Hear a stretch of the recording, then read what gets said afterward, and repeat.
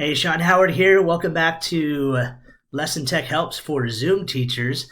This week, I want to share something from one of the ideas in the first lesson in 1st through 3rd John and Jude.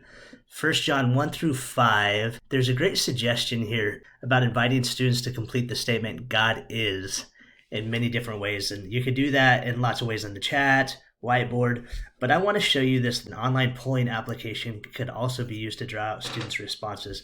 So one polling application that I really love is just on the internet. Anybody can get a free account for this. It's called polleverywhere.com, right up here in the URL, polleverywhere.com. And once you get in and you create a username and password and log in, you get to this homepage. And then if you click over here to the left on activities, it takes you to activities or polls that you have created. So I just quickly want to show you how to make a quick, easy poll or activity for your class for this lesson. You go to add activity right here in the blue, and there's lots of different choices. You do multiple choice, word cloud, Q&A, clickable image, survey, open-ended, competition.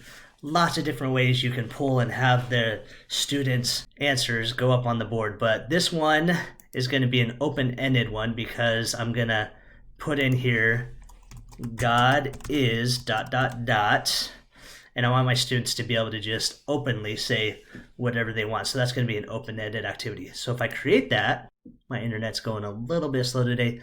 It actually brings me up to this polling activity that I just created. So students will see God is, if I just bring this up on the screen and share my screen, before I want to actually have students poll, what I need to do is activate this poll. So it's going to be activated and starting to be used. And then I can put it in presentation mode and share this with my students. And if I do that, our students are going to see this. Now, all they have to do is use their telephones.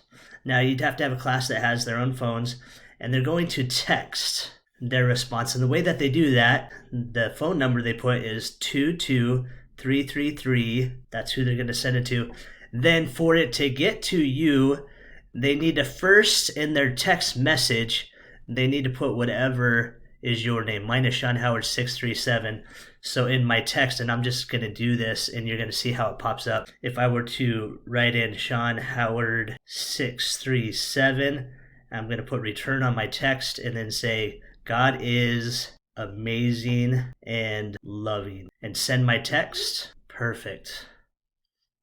Or answer multiple times and they'll all just start popping up here. So I could say, again, instead of amazing and loving, I could say God is good. Send that text.